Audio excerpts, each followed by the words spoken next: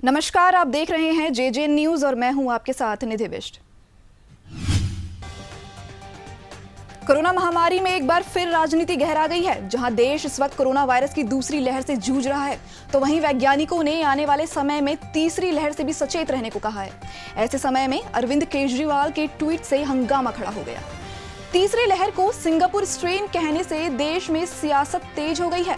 इस मामले में विदेश मंत्री जयशंकर ने कहा कि अरविंद केजरीवाल की गैर जिम्मेदाराना टिप्पणी हमारी लंबी साझेदारी को नुकसान पहुंचा सकती है।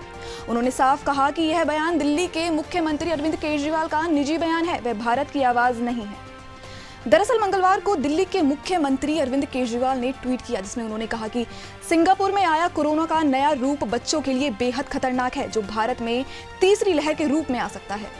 उन्होंने इस मामले में केंद्र सरकार से अपील करते हुए कहा कि सिंगापुर के साथ हवाई सेवाएं तत्काल प्रभाव से रद्द कर दी जाएं और साथ ही बच्चों के लिए भी वैक्सीन के विकल्पों पर प्राथमिकता के आधार पर काम किया जाए। अरविंद केजरीवाल के इस ट्वीट के बाद विवाद बढ़ गया। सिंगापुर की सरकार ने कहा वहां भारत के हाई कमिश्नर को भी तलब किया है और सिंगापुर वेरिएंट वाले ट्वीट पर आपत्ति जताई है, जबकि भारत की ओर से जवाब दिया गया है कि दिल्ली के मुख्यमंत्री को कोरोना के वेरिएंट और विदेश पॉलिसी पर बोलने का अधिकार नहीं है।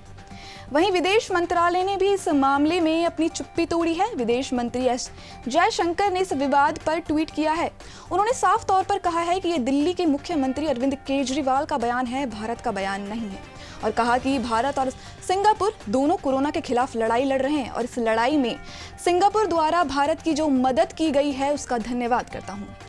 वहीं सिंगापुर के विदेश मंत्री विलियम बालकृष्ण ने भी इस मामले पर दिल्ली के मुख्यमंत्री अरविंद केजरीवाल को जवाब दिया है। उन्होंने कहा कि राजनेताओं को तथ्यों की बात करनी चाहिए। कोरोना का कोई सिंगापुर वेरिएंट नहीं है, लेकिन सियासत थमने का नाम नहीं ले रही है। आरोप प्रत्यारोप का दौर शुरू हो गया है। दिल्ली के उप मुख्यमंत्री मनीष सिसोदिया ने भी इस मामले में केजरीवाल सरकार का पक्ष रखते हुए केंद्र सरकार पर निशाना साधा है। मनीष सिसोदिया ने कहा कि भाजपा और केंद्र सरकार को विदेश में इमेज बनाने की फिक्र है, लेकिन हम तो बच्चों की चिंता करेंगे। तो फिलहाल आज की इस खास खबर में बस इतना ही। बने रहिए जेजे न्यूज के साथ। नमस्कार।